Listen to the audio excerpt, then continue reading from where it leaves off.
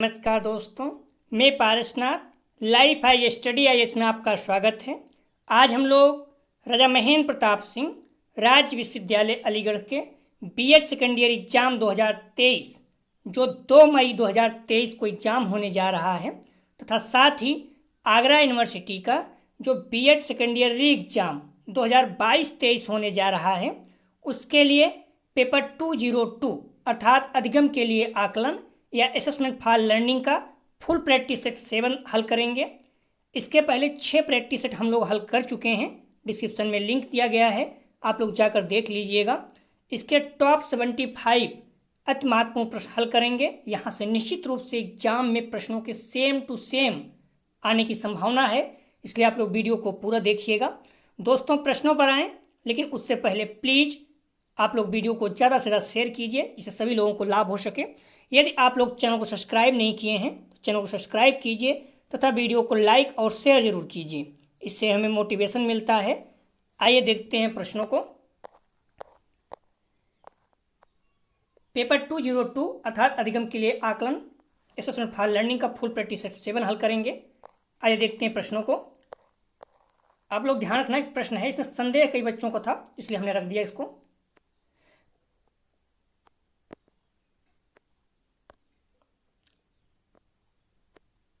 मानकीकृत परीक्षण संबंधित है। ए, ज्ञान का विस्तार या विवरण, बी, ज्ञान का व्यापक क्षेत्र, सी, उपलब्धि परीक्षण, डी, उपयुक्त सभी। तो ध्यान रखना, इसका सही जवाब हो जाए। कई जगह आप देखोगे मॉडल में तो बी दिया है, कई जगह डी दिया है। मॉडल में ही आप संजय और दिनेश में देखो तो मॉडल में बी दिया है, लेकिन संजय में ही देखो आंसर में तो इसका डी दिया है। तो हम लोग बुक के अनुसार चलेंगे, तो बुक पे अगर चलोगे तो ध्यान रखना इसका डी हो जाएगा। ठीक है, तो मानकीकृत परीक्षण संबंधित है तो इसका सही जवाब हो जाएगा मेरे अनुसार डी। ठीक है, बाकी अपने अनुसार आप लोग एक बार फिर से चेक कर लीजिए, जो चाहिए मान लीजिए। महत्वपूर्ण प्रश्न आ सकता है लेकिन अच्छे से देख लीजिएगा। आप लोग अगर बुक में देखोगे तो मानकीकृत परीक्षण उपलब्धि परीक्षण का प्रकार है, तो इसका मतलब हो गया कि मानकीकृत जो है उपलब्धि परीक्षण से भी संबंधित है। ठीक है, सी सही हो गया।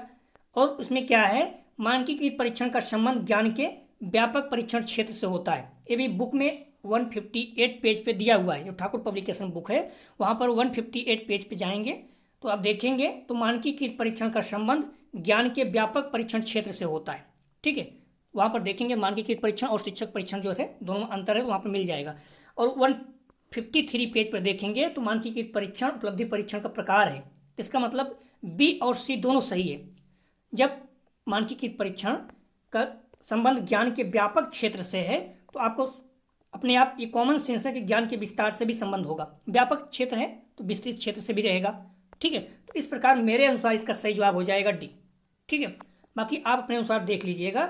100% आप इसे अच्छे से देख के जाइए, हो सकता है सेम टू सेम प्रश्न आ जाए। तो मानकीकृत परीक्षण का संबंध है तो मेरे अनुसार डी, आप अपने अनुसार देख लीजिएगा। अगर आप बी मानना तो बी मान लीजिएगा।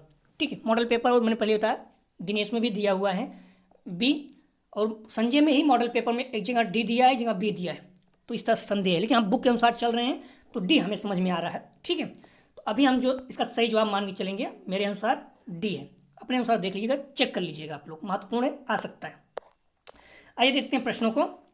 जिस भी प्रश्न में आपको संदेह हो आप सही से सर्च करने देखने के बाद ही कमेंट कीजिएगा तो अच्छा लगेगा। टाइम वेस्ट होता है मुझे सर्च करने में, बार बार देखने में।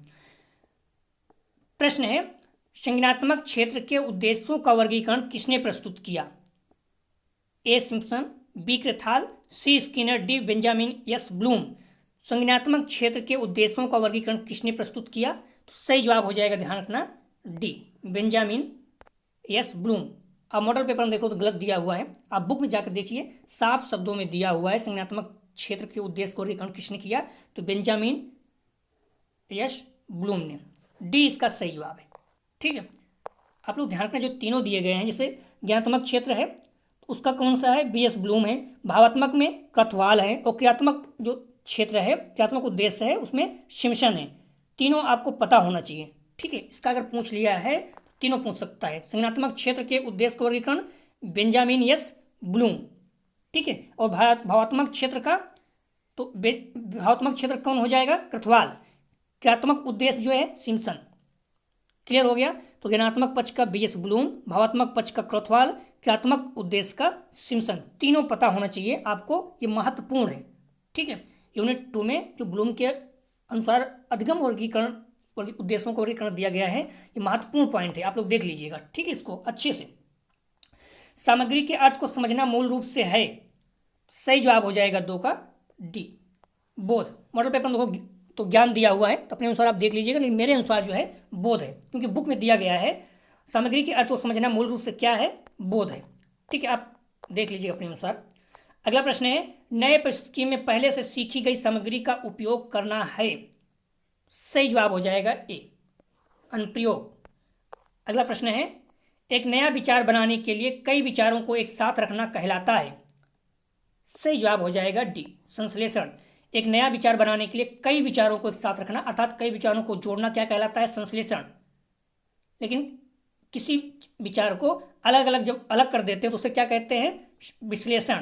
विश्लेषण मतलब होता है निगेटिव पॉजिटिव दोनों। तो नया विचार बनाने के लिए कई विचारों को एक साथ रखना, संश्लेषण। लेकिन किसी विचार को कई अलग अलग विचारों में बांट देना या भागों में बांट देना क्या कहलाता है, विश्लेषण। तो ऐसे याद रखिए, विश्लेषण का मतलब होता है पॉजिटिव निगेटिव। ठीक है, तो इससे विश्लेषण हो जाएगा। कोई एक विचार है उसे कई भागों में बांट देना, विश्लेषण कहलाएगा। लेकिन एक नया विचार बनाने के लिए कई विचारों को जोड़ देना, संश्लेषण मतलब ही होता है जोड़ना, एक साथ करना। कंफ्यूज मत होना। ठीक है, डी इसका सही जवाब हो जाएगा। अगला प्रश्न है, संज्ञानात्मक क्षेत्र में मुख्य फोकस है, सही जवाब हो जाएगा सी, बौद्धिक कौशल। अगला प्रश्न है, निम्नलिखित में से कौन सा क्षेत्र शारीरिक और क्रियात्मक कौशल से संबंधित है, सही जवाब हो जाएगा बी, क्रियात्मक क्षेत्र। अगला प्रश्न है, दृष्टिकोण, मूल्य और रुचियां किस क्षेत्र द्वारा परिलक्षित होती हैं, सही जवाब हो जाएगा इसका ए, भावात्मक क्षेत्र। अगला प्रश्न है, संज्ञानात्मक डोमेन का उच्चतम स्तर है, सही जवाब हो जाएगा इसका डी, मूल्यांकन। ध्यान रखना, संज्ञानात्मक डोमेन की बात कर रहा है तो इसका उच्चतम स्तर कौन सा है, मूल्यांकन। लेकिन निम्नतम स्तर कौन सा है, ज्ञान। दोनों महत्वपूर्ण है, अगर उच्चतम पूछा है तो निम्नतम भी पूछ सकता है। तो ज्ञानात्मक डोमेन का उच्चतम स्तर मूल्यांकन, निम्नतम ज्ञान। और भावात्मक डोमेन का उच्चतम स्तर चरित्रीकरण, निम्नतम आग्रहण। क्रियात्मक डोमेन का उच्चतम स्तर आदत निर्माण और निम्नतम उद्दीपन। तो तीनों पता होना चाहिए। ठीक है, ज्ञानात्मक पक्ष का निम्नतम क्या है, ज्ञान, उच्चतम मूल्यांकन। भावात्मक का क्या है, निम्नतम आग्रहण, उच्चतम चरित्रीकरण। क्रियात्मक का क्या है, निम्नतम उद्दीपन, उच्चतम आदत निर्माण। तीनों पता होना चाहिए, मोस्ट इंपॉर्टेंट में रखिएगा। और यहाँ से प्रश्न आएगा, मैं बार बार कह रहा हूँ, जो बीएस ब्लूम के अनुसार अधिगम और उद्देश्यों का वर्गीकरण है, इसे आप अच्छे से देख के जाइएगा। ब्लूम टेक्सोनोमी में ज्ञान, विश्लेषण, संश्लेषण का जिक्र करते हुए संकेत मिलता है, इसका सही जवाब हो जाएगा, ध्यान रखना 9 का ए, संज्ञानात्मक डोमेन में। अब देख लीजिएगा, ज्ञान, विश्लेषण, संश्लेषण जिक्र करते हुए संकेत मिलता है तो संज्ञानात्मक डोमेन में।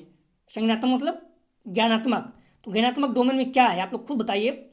इसमें ज्ञान है, बोध है, अनुप्रयोग है, विश्लेषण है, संश्लेषण है, मूल्यांकन है, सारी चीज आ गया। ज्ञान, विश्लेषण, संश्लेषण, मूल्यांकन सभी आ गया। ध्यान रखना, जो ज्ञानात्मक पक्ष है इसके 6 पक्ष हैं, 6 अंग हैं। ठीक है, और भावात्मक के भी 6 अंग हैं, क्रियात्मक के भी 6 अंग हैं, ये भी सब पूछा गया है। तो तीनों के 6 अंग हैं, ज्ञानात्मक, भावात्मक, क्रियात्मक, तीनों के 6 अंग हैं, ये पता होना चाहिए। मैं बार बार शब्द कह रहा हूँ। ठीक है, तो इसका सही जवाब हो जाएगा ए। अगला प्रश्न है, भावात्मक क्षेत्र से संबंधित मुख्य उद्देश्य है, सही जवाब हो जाएगा इसका बी, छात्र ईमानदारी को महत्व देते हैं। जो लोग इमोशनल होते हैं, ध्यान रखना, लोग बहुत ईमानदार होते हैं, इस पॉइंट को आप लोग ध्यान रखना। अगला प्रश्न है, हमारी रिक्वेस्ट है आप लोग वीडियो को ज़्यादा से ज़्यादा शेयर कीजिए। कॉलेज के ग्रुप, दोस्त यार जो भी बीएड कर रहे हैं, और आप लोग जहाँ भी बीएड का एग्जाम दे रहे हैं उस सेंटर पर जो भी बच्चे मिले, इस चैनल के बारे में बताइए। आपसे हमारी रिक्वेस्ट है, जिससे चैनल ज़्यादा से ज़्यादा इसमें लोग सब्सक्राइब करें और चैनल के सदस्य बढ़ें तो अच्छा लगेगा प्लीज़, और व्यू भी आएगा अपना। तो जहाँ भी एग्जाम देने जा रहे हैं, जो भी लोग वहाँ मिलते हैं उन्हें बताइए कि चैनल है, इस पर पढ़ाया जाता है बीएड से संबंधित चीज़ें। तो आप लोगों को निश्चित रूप से सफलता दिन के दिन हम लोग जो है आगे बढ़ते जाएंगे, और बच्चे भी बढ़ते जाएंगे तो अच्छा रहेगा। आपके जो भी जूनियर आएंगे उनके लिए भी अच्छा रहेगा, सब चीज़ें हम लोग जुड़े रहेंगे।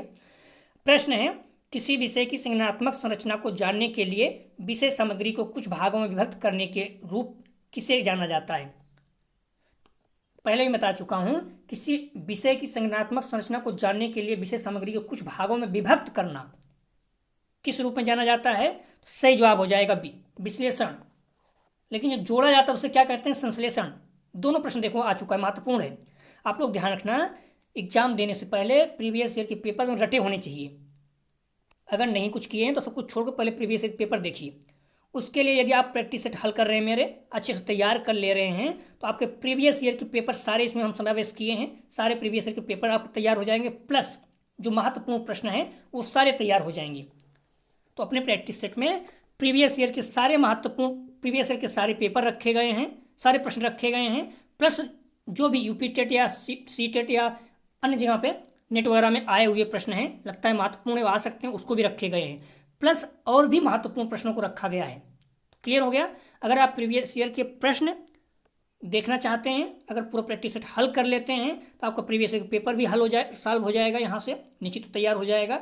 Net JRF UP TET C TET के भी जो पेपर में आए हुए महत्वपूर्ण प्रश्न वो भी तैयार हो जाएंगे, प्लस महत्वपूर्ण प्रश्न जो और आ सकते हैं एग्जाम में वो भी तैयार हो जाएंगे। सारे प्रश्नों को यहाँ पर रखा गया है टेस्ट में, इसलिए आप लोग प्रैक्टिस सेट को अच्छे से तैयार करके जाइए, निश्चित रूप से आपको बहुत ज़्यादा लाभ होगा।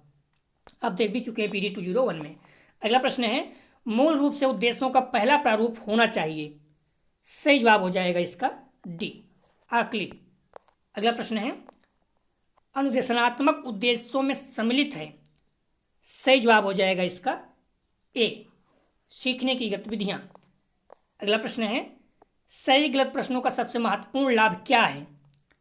सही जवाब हो जाएगा इसका ए, निर्माण में आसानी। अगला प्रश्न है, लघु उत्तरीय प्रश्नों से छात्र की क्षमता का आकलन किया जा सकता है।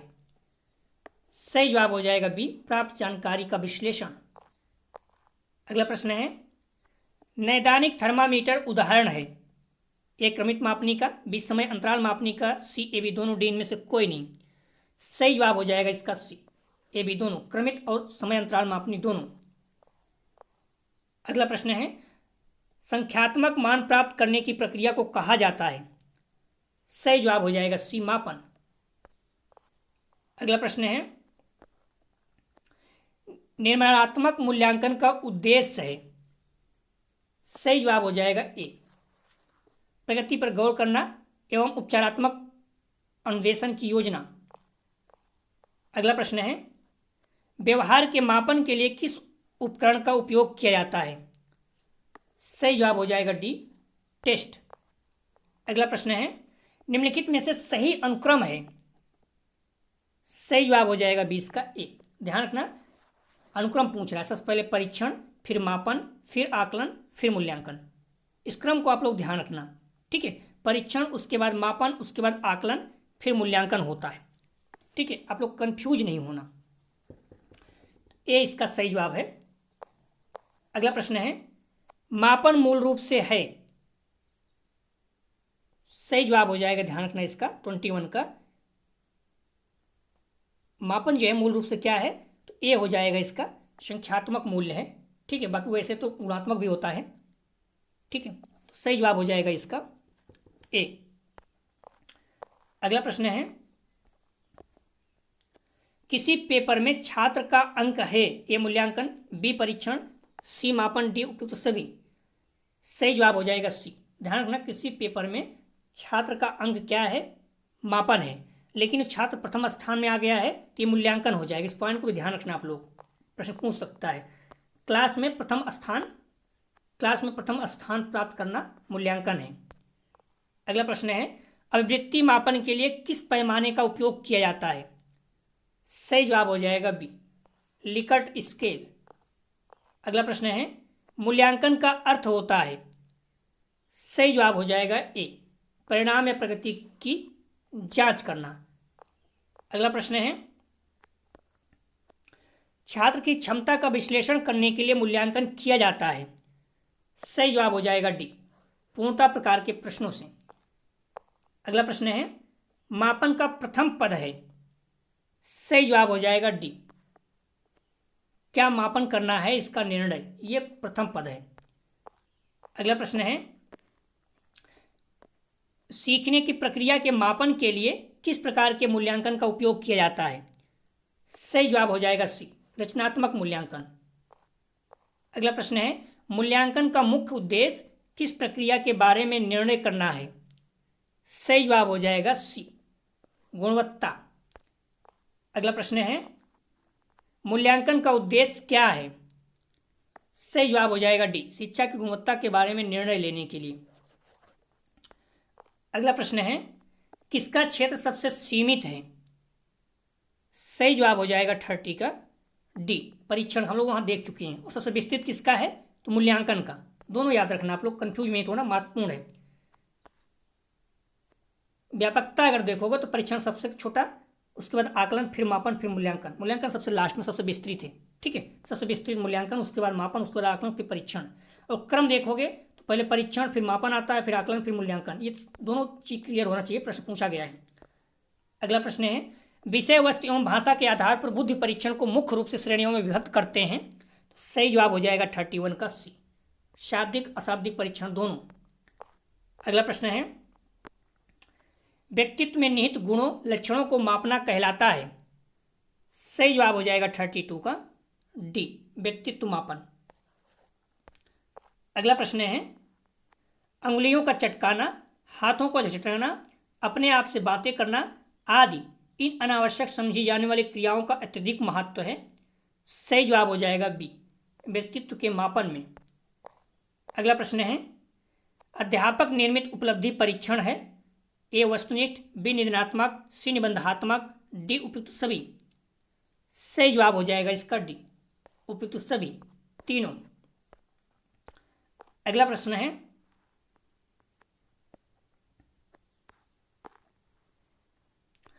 व्यक्ति को अपने विचारों को स्वतंत्र रूप से व्यक्त करने का अवसर प्राप्त होता है। सही जवाब हो जाएगा इसका बी, निबंधात्मक परीक्षण प्रणाली में। निबंधात्मक परीक्षण प्रणाली में क्या होता है, आप कुछ भी अपने विचार को लिख सकते हैं, क्योंकि बहुत ज़्यादा लिखना पड़ता है, खुले विचार से आप लिख सकते हैं। निबंधात्मक परीक्षाएं मूल्यांकन करती हैं। ए विस्तृत अध्ययन का, बी विद्यार्थियों की लेखन शैली का, सी उच्च मानसिक योग्यताओं का, डी उपयुक्त सभी। सही जवाब हो जाएगा डी, उपयुक्त सभी। आप लोगों से हम्बली रिक्वेस्ट है, वीडियो ज़्यादा शेयर कीजिए, कॉलेज ग्रुप दोस्त यार जो भी हैं। और एक शब्द बार बार कह रहा हूँ, जहाँ भी एग्जाम देने जाते हैं वहाँ पर सारे बच्चों को इस चैनल के बारे में बताइए प्लीज़, जिससे ज़्यादा बच्चे देखें, व्यू आए। प्रश्न है अगला, एक उपलब्धि या क्षमता परीक्षण या ज्ञात करने के लिए प्रयोग किया जाता है कि व्यक्ति ने क्या और कितना सीखा तथा वह कोई कार्य कितना भली भांति कर सकता है, कथन किसने कहा? एक उपलब्धि या क्षमता परीक्षण या ज्ञात करने के लिए प्रयोग किया जाता है कि व्यक्ति ने क्या और कितना सीखा तथा वह कोई कार्य कितनी भली भांति कर सकता है, या कथन किसने कहा? सही जवाब हो जाएगा 37 का ए, सुपर ने। अगला प्रश्न है, एक मानकीकृत परीक्षण में निश्चित होता है। ए परीक्षण की प्रक्रिया, बी परीक्षण का फालांकन, सी परीक्षण का मूल्यांकन, डी उपयुक्त सभी। सही जवाब हो जाएगा डी, उपयुक्त सभी। यदि किसी प्रश्न में आपको संदेह हो तो आप लोग कमेंट सेक्शन में जरूर बताइए और प्रश्न संख्या जरूर डाला करें। परीक्षण मानकीकरण प्रक्रिया के पहलू हैं। ए परीक्षण की सामग्री का मानकीकरण, बी परीक्षण विधियों का मानकीकरण, सी निष्कर्षों का मानकीकरण, डी उपयुक्त सभी। 39 का सही जवाब हो जाएगा डी, तीनों। अगला प्रश्न है, परीक्षण मानकों को निर्धारित किया जाता है। सही जवाब हो जाएगा ए, आयु आधार विधि द्वारा। अगला प्रश्न है,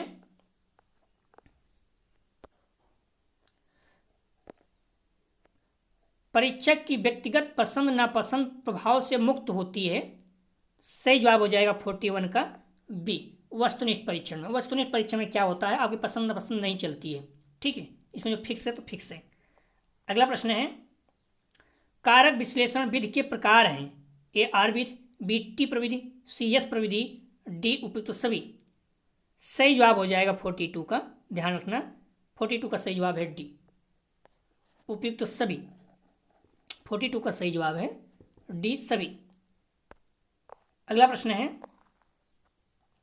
प्रक्षेपी प्रविधियां व्यक्ति के मन का मापन करती हैं। सही जवाब हो जाएगा इसका सी, अचेतन मन का।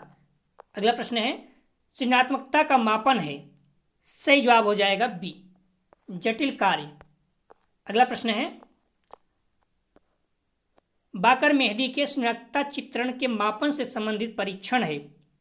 सही जवाब हो जाएगा 45 का सी, शाब्दिक एवं अशाब्दिक दोनों प्रकार की। अगला प्रश्न है, उपलब्धि परीक्षण का प्रयोग होता है। ए, क्या तथा कितना अधिक हुआ। बी, अधिगमकर्ता की कमजोरी जानने के लिए। सी, ए, बी दोनों। डी, इनमें से कोई नहीं। सही जवाब हो जाएगा डी, ए, बी दोनों। अगला प्रश्न है, परीक्षण की वैधता के प्रकार हैं। ए, अंकित वैधता। बी, विषय वस्तु वैधता। सी, तर्क संगत वैधता। डी, उपयुक्त सभी। सही जवाब हो जाएगा डी, सभी। अगला प्रश्न है, एक अर्ध परीक्षण की विश्वसनीयता 0.60 है तो पूर्ण परीक्षण की वैधता होगी। इसका फार्मूला आप लोगों को अगर पता होगा तो नॉर्मली आपका बहुत आसानी से निकल जाएगा। तो पूर्ण परीक्षण की वैधता बराबर फार्मूला क्या होता है, ध्यान रखना, अर्थात आर्यंश से इंगित करते हैं। पूर्ण परीक्षण को किससे इंगित करते हैं, तो आर्यंश से। ठीक है, क्या होता है 2r/1 + r। आर यहाँ कितना दिया हुआ है, अर्ध परीक्षण, तो 0.6 आप इसका मान रख दीजिए। ठीक है, क्या हो जाएगा 2 × 0.60/1 + 0.60 कितना हो जाएगा, ऊपर गुना कर देंगे 1.2 हो जाएगा और नीचे कितना हो जाएगा, ध्यान रखना आप हल करेंगे 2 × 0.6 गुना कर देंगे कितना हो जाएगा 1.6 और 1 + 0.6 जोड़ देंगे तो कितना हो जाएगा, तो 1.6। ठीक है, आप दशमलव हटा देंगे, कुल मिलाकर हो जाएगा 12/16। आप हल कर सकते हैं 4 × 16, 4 × 3 = 12, 3/4। अगर आप सॉल्व करेंगे इसे, सॉरी 3/4, 3/4 अगर आप हल करेंगे तो कितना हो जाएगा 0.75। बी इसका सही जवाब हो जाएगा। ठीक है, तो आप लोग हल करके देख लीजिएगा। फार्मूला है Rn = 2r/1 + r। हल करेंगे तो 0.75 आ जाएगा। अगला प्रश्न है, मानक परीक्षण की 2 अत्यधिक आवश्यक विशेषताएं हैं। सही जवाब हो जाएगा 49 का बी, विश्वसनीयता एवं वैधता दोनों महत्वपूर्ण है, कंफ्यूजिंग रहता है बच्चों का, सही से देख लीजिएगा। विश्वसनीयता गुणांक ऋणात्मक नहीं हो सकता क्योंकि। सही जवाब हो जाएगा सी, या परीक्षण का स्वयं से सहसंबंध होता है। अगला प्रश्न है, निम्नलिखित में से परीक्षण की कौन सी व्याख्या सही है। सही जवाब हो जाएगा डी, विश्वसनीयता अनिवार्य लेकिन पर्याप्त नहीं है। अगला प्रश्न है, एक शिक्षक प्रश्न पत्र बनाने के बाद यह जांच करता है कि क्या प्रश्न परीक्षण के विशिष्ट उद्देश्यों की परीक्षा ले रहा है, वह मुख्य रूप से प्रश्न पत्र की या के ... के बारे में चिंतित है। सही जवाब हो जाएगा 52 का डी, वैधता के बारे में वो चिंतित है। अगला प्रश्न है, निम्न में से एक उत्तम परीक्षण की विशेषताओं से भिन्न है। सही जवाब हो जाएगा इसका डी, अभिक्षमता, विश्वसनीयता, वैधता, वस्तुनिष्ठता हैं। यूपी टेट 2017 में आ चुका है। अगला प्रश्न है, अच्छे मापन उपकरण अर्थात परीक्षण की कसौटियां हैं, उसकी वैधता, विश्वसनीयता, वस्तुनिष्ठता, उपयुक्त सभी। तो अच्छे मापन की कसौटियां हैं, सही जवाब हो जाएगा इसका डी, सभी। वैधता, विश्वसनीयता, वस्तुनिष्ठता ये सारी चीजें हैं, आप लोग ध्यान रखना, अच्छे से देख के जाइएगा। तार्किक क्षमता आधारित विश्वसनीयता किस विधि द्वारा ज्ञात की जा सकती है।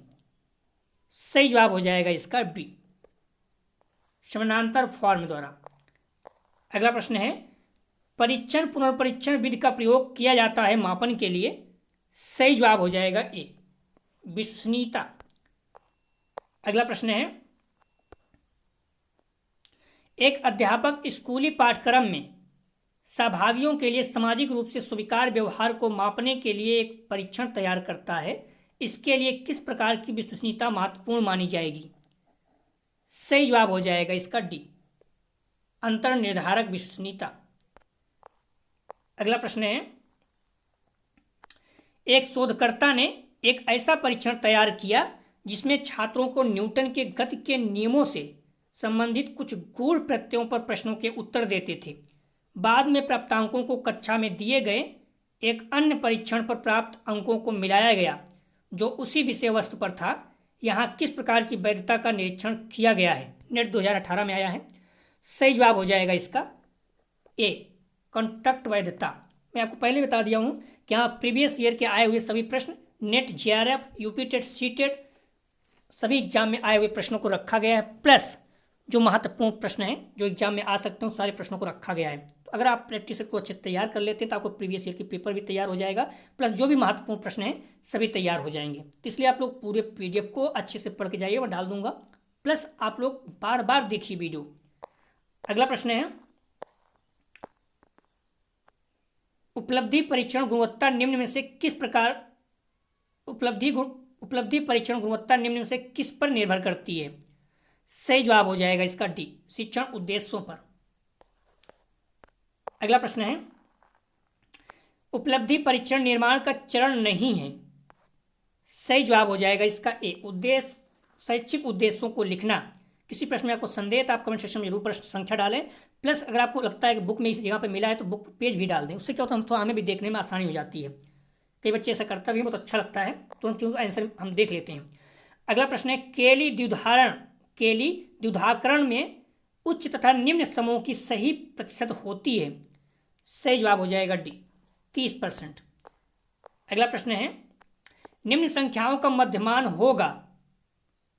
तो ध्यान रखना, मध्यमान पूछ रहा है, माध्यिका नहीं। मध्यमान बराबर सूत्र क्या होता है, संख्याओं का योग अपान संख्या। तो ध्यान रखना, यहाँ संख्याओं का योग आप करेंगे कितना हो जाएगा, कर दीजिएगा, प्लस संख्या कितनी है 1 2 3 4 5, 5 से भाग दे दीजिएगा। आप कर दिए कितना है, 9 6 15, 15 3 18 10 28, 8 36 4 40 50 हो गया। संख्याओं का योग कितना हो गया 50, अपान कितनी संख्या है 5 है, 5 से भाग दे कितना आ जाएगा 10 आ जाएगा। तो इसका सही जवाब हो जाएगा ए, 10। बहुत ही आसान है इस तरह का प्रश्न। समांतर जो केंद्र प्रवृत्ति की मापें हैं उसमें यूनिट 5 मध्यमान अर्थात समांतर माध्य, माध्यिका, बहुलक, तीनों बहुत आसान प्रश्न पूछेगा, आप लोगों को पता होना चाहिए। समांतर माध्य बराबर क्या होता है, आंकड़ों का योग अपान आंकड़ों की संख्या। आप हल कर लेंगे तो आ जाएगा। केंद्रीय प्रवृत्त कौन सा मापक नहीं है? केंद्रीय प्रवृत्त कौन सा मापक नहीं है, अर्थात केंद्रीय प्रवृत्त का कौन सा मापक नहीं है? सही जवाब हो जाएगा 63 का डी, प्रसार जो है ये नहीं है। ठीक है, अगला प्रश्न है, निम्नलिखित नंबरों में से बहुलांक बताइए। बहुलांक मतलब होता है जो सबसे अधिक बार आया हो। तो आप काउंट कर लीजिए, बहुत आसान है। देखिए इसमें सबसे अधिक बार कौन सा आया है, 5 कितनी बार आया है, 1 2 बार आया है। और 9 देखिए कितनी बार आया है, 1 बार आया है। 8 देखिए कितनी बार आया है, 1 ही बार आया है। 7 देखिए कितनी बार आया है, 1 2 3 बार 7 आया है, सबसे अधिक अभी 7 हो गया। 10 देखिए 1 बार आया है।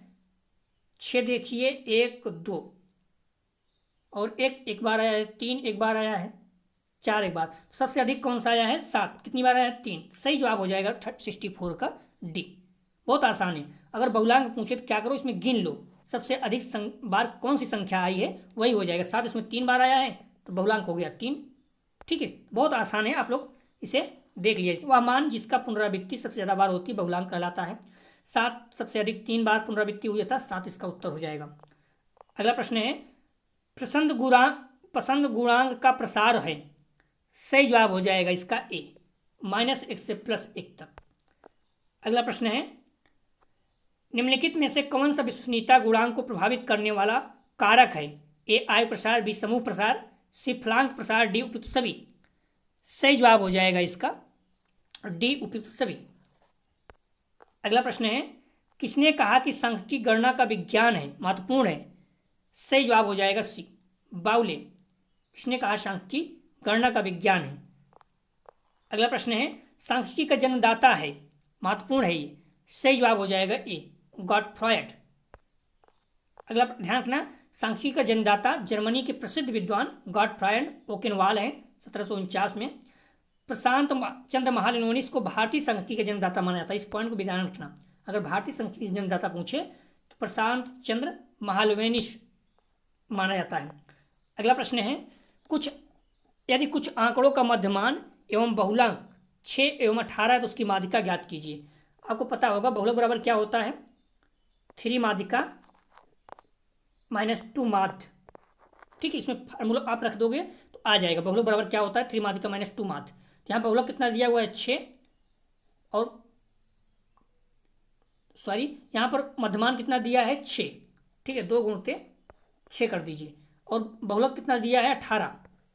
ठीक है, और 3 कर दीजिए। तो इस तरह से आप हल कर लीजिएगा। 18 बराबर कितना हो जाएगा, 3m माइनस 2 इंटू 6। ठीक है, तो 18 बराबर क्या हो जाएगा, यहाँ पर फिर आप देखोगे 3m माइनस 12 हो जाएगा। ठीक है, 12 को उस तरफ लाएंगे तो जुड़ जाएगा, कितना हो जाएगा 18 प्लस 12 बराबर 3m, एम ई से कर दीजिए, एम डी कर दीजिए, माध्यिका है, कितना हो जाएगा ये 20 हो जाएगा, सॉरी 18 12 30 हो जाएगा। ठीक है, 30 हो जाएगा, कितना हो गया 30 बराबर 3md, इधर लाकर भाग देंगे कितना हो जाएगा 10 हो जाएगा। तो इसका सही जवाब हो जाएगा 69 का बी, 10 हो जाएगा। ठीक है, आप लोग निकाल लीजिएगा, मैंने दिखा दिया है। बहुलक बराबर होता है 3 माध्यिका माइनस 2 माध्य, बहुलक बराबर दिया है 18, 3 माध्यिका बराबर माध्य कितना दिया है 6, 2 इंटू 6 हो जाएगा। तो 18 बराबर 3 माध्यिका माइनस 12, अब 12 इधर ले आइए, प्लस हो जाएगा, जोड़ दीजिए, हल कर लीजिएगा, आ जाएगा। अगला प्रश्न है, प्रथम 99 प्राकृतिक संख्याओं का मध्यमान क्या है। तो आपको पता होगा, तो मध्यमान बराबर क्या होता है, संख्याओं का योग अपान संख्या।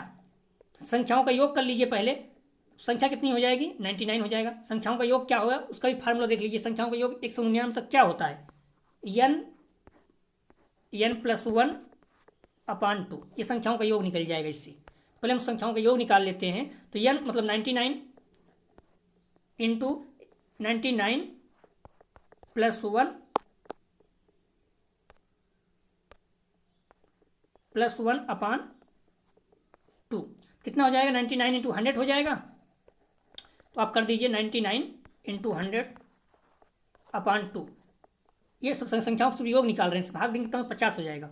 ठीक है, तो 99 इंटू 50 हो जाएगा, तो कितना हो जाएगा, संख्याओं का योग कितना है 99 इंटू 50 आ गया, अपान संख्या कितनी है 99।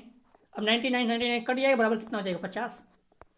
इसका उत्तर कितना हो जाएगा 70 का सी, 50 हो जाएगा। इस तरह से आप लोग हल कर लीजिएगा, मैंने निकाल दिया है हल करके। ठीक है, देख लीजिएगा आप लोग।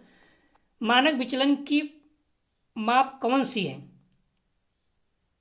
मानक विचलन की माप कौन सी है। तो इसका सही जवाब हो जाएगा, ध्यान रखना 71 का बी, विचलन। मानक विचलन की माप कौन सी है, तो विचलन। इस प्रश्न को आप लोग ध्यान रखना।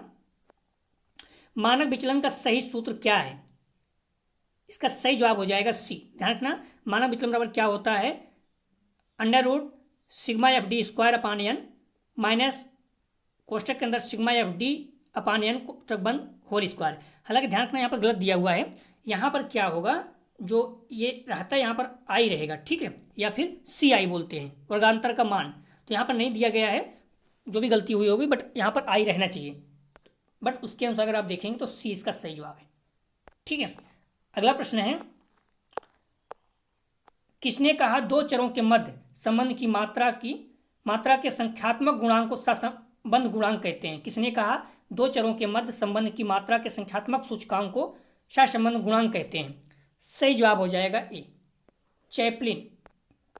अगला प्रश्न है, यदि सहसंबंध गुणांक का मान +95 है तो यह क्या कहलाएगा। सही जवाब हो जाएगा सी, अति उच्च सहसंबंध। अगला प्रश्न है, सहसंबंध गुणांक की गणना करने के लिए क्रमांतर विधि का विकास किसने किया। महत्वपूर्ण है, सही जवाब हो जाएगा सी, स्पीयरमैन। कुछ पॉइंट है आप लोग देख लीजिएगा, महत्वपूर्ण है। बुद्धि का त्रिविमीय सिद्धांत गिलफोर्ड ने दिया। गिलफोर्ड के अनुसार बुद्धि के 6 × 5 × 6 बराबर 180 तत्व होते हैं। आर्मी अल्फा परीक्षण सामूहिक शब्द या भाषागत बुद्धि परीक्षण है। आर्मी बीटा परीक्षण सामूहिक अशाब्दिक या क्रियात्मक बुद्धि परीक्षण है। पैटर्न ड्राइंग परीक्षण का प्रतिपादक डॉक्टर भाटिया जी हैं। WISC वैसलर बुद्धि परीक्षण से संबंधित है। जलोटा ने सामूहिक बुद्धि परीक्षण दिया। पोर्टियम भूल भुलैया व्यक्तिगत बुद्धि परीक्षण है। भाटिया बैटरी परीक्षण के निर्माणकर्ता चंद्रमोहन भाटिया हैं। रेबिन के प्रोग्रेसिव मैट्रिक परीक्षण अशाब्दिक परीक्षण है। इस पॉइंट को भी ध्यान रखना। पर्सनालिटी शब्द की उत्पत्ति लैटिन भाषा के पर्सोना से हुआ है। पर्सोना का अर्थ होता है मुखौटा। दोनों महत्वपूर्ण पूछ सकता है। अर्नोल्ड गैसल ने कहा कि यमजैक बच्चों में काफ़ी सीमा तक समानता पाई जाती है। तो दोस्तों यह था BD 202 अर्थात अधिगम के लिए आकलन का फुल प्रैक्टिस सेट 7। अगला जो हम लोग हल करेंगे फुल प्रैक्टिस सेट 8। तो आप लोग बुक मॉडल पेपर जो भी समय बचा है अच्छे से पढ़ते रहिए।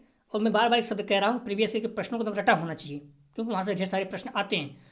अगर आप अपना प्रैक्टिस सेट एकदम तैयार कर लेते हो सही से, बार बार आपको जो भी है सारे प्रश्न तैयार कर लेते हो जो सॉल्व करा रहा हूँ, तो उसमें प्रैक्टिस सेट में प्रीवियस ईयर के प्रश्नों को रखा गया है, साथ साथ जो भी एग्जाम में आए हुए, चाहे UP TET, C TET, NET, JRF, वहाँ के प्रश्नों को भी रखा गया जो महत्वपूर्ण है इससे, प्लस और भी जो महत्वपूर्ण प्रश्न हैं सारे रखे गए हैं। तो आपको बहुत अच्छे पेपर जाएगा। तो दोस्तों, डिस्क्रिप्शन और कमेंट सेक्शन दोनों जगह पर टेलीग्राम व्हाट्सएप ग्रुप का लिंक दिया गया है, आप लोग ज्वाइन कर लीजिए, इससे आपको पीडीएफ प्लस नोटिफिकेशन प्राप्त हो सके। आप लोग ध्यान रखना, BD201 का हम लोग आंसर की अपलोड कर दिए हैं, आप लोग देख लीजिएगा। पुनः आप लोगों से हम्बली रिक्वेस्ट है, वीडियो ज़्यादा शेयर कीजिए, कॉलेज ग्रुप दोस्त यार जो भी हैं, और आप जहाँ भी एग्जाम देने जाइए वहाँ पर इस चैनल के बारे में जरूर बताइएगा, हम्बली रिक्वेस्ट है।